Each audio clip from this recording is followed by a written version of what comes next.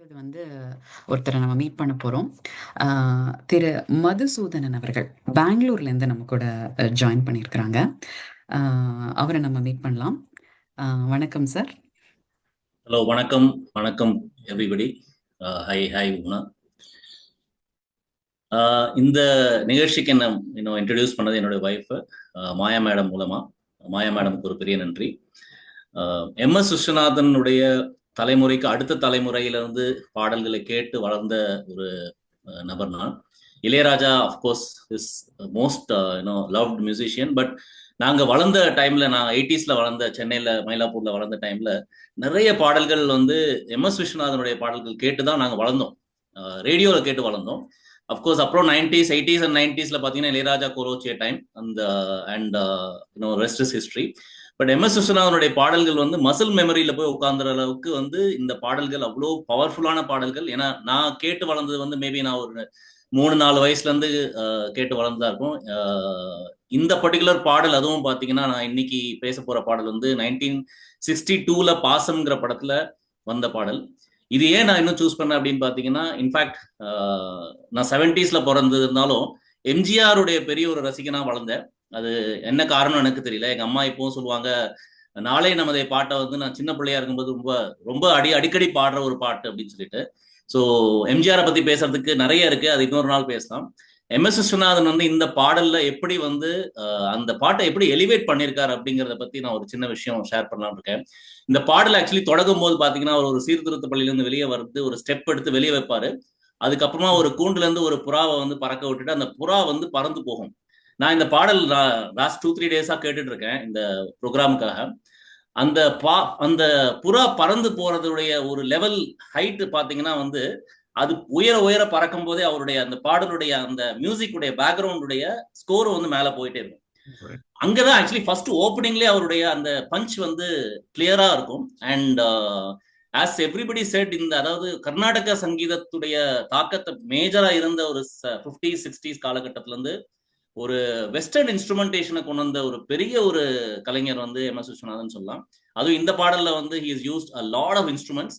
Western instruments உடைய தாக்கம் அதிகமா இருக்கும். அண்ட் என்னை பொறுத்த வரைக்கும் பாடும்போது, ஒரு பாடகர் பாடும்போது அந்த பேக்ரவுண்ட் ஸ்கோர் ரொம்ப ரொம்ப சட்டிலா இருக்கும். அதுதான் நிறைய பேர் சொன்னாங்க. அந்த இன்டர்வியூஸ்ல தான் வந்து அவங்க விளையாடணும். அதாவது அந்த இசையமைப்பாளர் விளையாடுறதுக்கான வாய்ப்பு எங்க கிடைக்குதுன்னு பாத்தீங்கன்னா இன்டர்வியூஸ்ல. அண்ட் இந்த பாட்டுல இன்டர்வியூஸ்ல வந்து பிரமாதமா பண்ணியிருப்பாரு. அந்த காலத்துல எப்படி ஷூட் பண்ணாங்க, எப்படி ரெக்கார்ட் பண்ணாங்கிறது நம்மளால விஷுவலைஸ் பண்ண முடியல. பாடல் முதல்ல ஷூட் பண்ணிட்டு அப்புறமா வந்து வீடியோ ஷூட் பண்ணுவாங்களா என்னங்கிறது தெரியல. அண்ட் எம்ஜிஆருடைய துள்ளலுக்கு தகுந்த மாதிரி அந்த பீட்ஸும் வந்து கூடவே டிராவல் ஆகும். டிப்பிக்கலி ஒரு குதிரையில போற மாதிரியான ஒரு ஃபீலிங்லேயே இருக்கும். அவர் ஓடி ஓடி ஓடி ஓடி பாடுவாரு. உலகம் பிறந்தது எனக்காக, ஓடும் நதிகளும் எனக்காக, மலர்கள் மலர்வது எனக்காக, அன்னை மடியை விரித்தால் எனக்காக, உலகம் பிறந்தது எனக்காக, ஓடும் நதிகளும் எனக்காக, காற்றில் மிதக்கும் ஒலிகளிலே, கடலில் தவழும் அலைகளிலே, இறைவன் இருப்பதை நான் அறிவேன், என்னை அவனே தான் அறிவான். இறைவன் இருப்பதை நான் அறிவேன், என்னை அவனே தான் அறிவான். உலகம் பிறந்தது எனக்காக, ஓடும் நதிகளும் எனக்காக. இப்படி போகக்கூடிய ஒரு பாடல். அண்ட் கடைசியில அந்த சரணத்துல வந்து லேண்ட் ஆகும்போது அம்மாவை பத்தி பேசாம, அப்கோர்ஸ் எம்ஜிஆர் அப்படின்னா அம்மாவை பத்தி பேசாம இருக்கவே முடியாது. அம்மாவை பத்தி பேசும்போது அந்த சாஃப்டா ஒரு லேண்டிங்ல கொண்டு வந்து விடுவாரு. அண்ட் அந்த ஃப்ளூட் அவர் ஹேண்டில் பண்ண விதமும், அந்த வயலினை ஹேண்டில் பண்ண விதமும் பாத்தீங்கன்னா வந்து இப்போ இன்ஃபேக்ட் நான் பேச பேச I am getting goose bumps about this song. And எம்ஜிஆரோட எல்லா பாடல்களுமே வந்து பொது உடைமை தத்துவத்தை கொண்டு இருக்கும். அண்ட் இதுல பாத்தீங்கன்னா வந்து எல்லாமே எனக்காக படைச்சிருக்கான் இந்த இறைவன் அப்படின்னு கொண்டு வந்து கடைசியில் அம்மாவையும் அதுல கொண்டு வந்து இணைச்சது வந்து கண்ணதாசனுடைய கிரேட்னஸ் அப்கோர்ஸ். பட் இந்த பாடலை வந்து பெரிய லெவல் எலிவேட் பண்ணது எம்.எஸ். விஸ்வநாதனுடைய மியூசிக்னு நான் சொல்லணும்னு ஆசைப்படுறேன். அண்ட் இன்னைக்கு இந்த வாய்ப்பு எனக்கு கொடுத்த Maya madam and entire team here. In fact அவங்க பேசுறதெல்லாம் கேட்டுட்டு எனக்கு நிறைய விஷயங்கள் இப்போ வந்து தோணுது. செங்கடோ இதெல்லாம் பண்ணியிருக்காங்களே, இதெல்லாம் இன்னும் கொஞ்சம் ரிசர்ச் பண்ணணும் அப்படின்னு. நான் ஒரு I keep singing. I have a small community call Jotheli in Bangalore. And இந்த லேர்னிங்ஸ் எல்லாம் நான் எடுத்துட்டு போயிட்டு கண்டிப்பா என்னுடைய அதர் ஃப்ரெண்ட்ஸோடையும் ஷேர் பண்ணலாம்னு இருக்கேன். ஸோ வாய்ப்புக்கு மிக்க நன்றி. தேங்க்யூ. Thank you sir. ரொம்ப அருமையா சொன்னீங்க. நீங்க எல்லாத்தையும் கம்பைன் பண்ணி அவருடைய மியூசிக்கல் அந்த நுவான்சஸ பத்தியெல்லாம் ரொம்ப அழகா நீங்க பேசுனீங்க. ரொம்ப நல்லா இருந்தது. நீங்க சொன்ன மாரி அந்த ஹோல் இதுலயே டிராவல் ஆயிட்டே இருக்கும். உலகம் பிறந்தது அந்த ரிதம் அந்த இது சொன்னீங்க இல்லையா? ஸோ அப்படியே கம்ப்ளீட்டா டிராவல் ஆகுது. அத கேட்கறதுக்கே ஒரு உற்சாகம், ஒரு ஜோஷ் வந்துரும் எல்லாருக்குமே. எஸ் அப்படின்னு. கானப்பிரியா மேம் ரொம்ப சந்தோஷமா வராங்க. எஸ் எம்ஜிஆர் பாடல்கள் அப்படின்னாலே நான் இருக்கேன் இங்க. அப்படின்னு ரொம்ப அருமையான பாடல்கள் எல்லாரும் குடுத்தீங்க. ஸோ நிகழ்ச்சியோட நிறைவுக்கு நம்ம வந்துட்டோம். நெறைய பாடல் கேட்டோம். பொட்டு வைத்த முகமோ, பி. வசந்தா மேமோட ஹம்மிங்கா இருக்கட்டும், டிஎம்எஸ் சார் அவருடைய குரல், ஒருத்தருமே நீங்க குடுத்த பாடல்கள் ஒவ்வொன்னும் பொக்கிஷம் தான். ஆம். ஸோ இந்த பயணம், இந்த பார்ட் 1 நிகழ்ச்சின்னு சொல்லலாம். இன்னைக்கு முடியுது. இத நம்ம அப்படியே தொடருவோம் நாளைக்கும். இந்த பயணம் இங்க முடியுது அப்படின்னு சொன்னாலும் ஒரு உண்மை இருக்கு. எம்எஸ்வி ஐயா அவர்களுடைய இசை, டிஎம்எஸ் ஐயாவோட குரல், எம்ஜிஆர் அவரோட வீரம், சிவாஜி அவர்களுடைய நடிப்பு, இந்த 4மே காம்பினேஷன்ல வரும்பொழுது, இது கூடவே மத்த எல்லாமும் இருக்கு. நமக்களோட கண்ணதாசன் அவர்கள் வரிகள், ஆ டைரக்ஷன் எல்லாம் இருக்கு. ஆனா இதெல்லாம் கலக்கும் பொழுது இது வெறும் பாட்டு இல்ல, ஒரு உணர்வா மாறுது. ஆ ஏன்னா ஒரு பாட்ட கேட்கும்பொழுது அதுக்கு உயிர் குடுத்திருப்பாங்க நடிகர்கள்.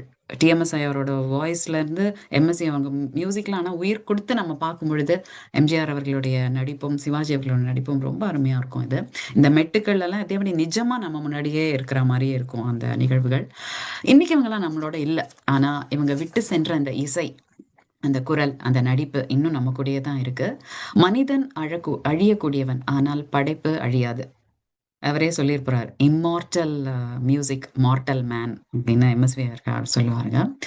இந்த உணர்வுக்கு ஏத்த மாரி எம்எஸ்வி அவங்க என்ன பண்ணியிருக்கிறாங்கன்னா, தேர் இஸ் அ ட்ரிபியூட் அவருக்காக ஒரு பாடல் எழுதியிருக்கிறாங்க.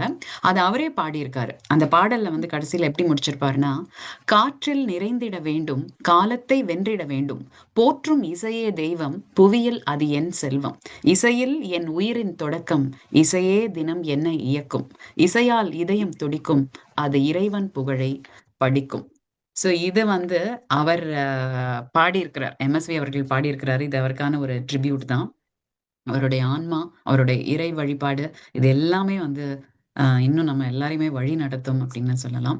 இந்த பாடல்கள் எல்லாம் ஒலிக்கும் வரை டிஎம்எஸ், எம்ஜிஆர், சிவாஜி, எம்எஸ்வி இவங்க எல்லாருமே நம்ம கூட தான் இருப்பாங்க. நம்ம மனசுல, நம்மளோட இதயத்துல. ஸோ இன்னைக்கு இந்த பயணத்துல என்னோட இங்க வந்து இணைஞ்சவங்க எல்லாருக்குமே மனமார்ந்த நன்றிகள். இசையோடு வாழுங்கள். தமிழ் இசையை காதலியுங்கள். நன்றி. ஏன்னா இன்னொரு நிகழ்ச்சியில நம்ம எல்லாருமே நம்ம மறுபடியும் நம்ம சந்திக்கலாம். இன்னும் இந்த பாடல்கள் எல்லாத்தையும் கேட்கலாம். மறுபடியும் பேசலாம். வாய்ப்பு கொடுத்த மாயா மேம் அவர்களுக்கு, அ முக்தா ஃபிலிம்ஸ் அவர்களுக்கு ரொம்ப ரொம்ப நன்றி. நான் ஆர்ஜே புவனாலனன். இன்னைக்கு உங்ககிட்ட இருந்து விடைபெறுகிறேன். நன்றி. வணக்கம்.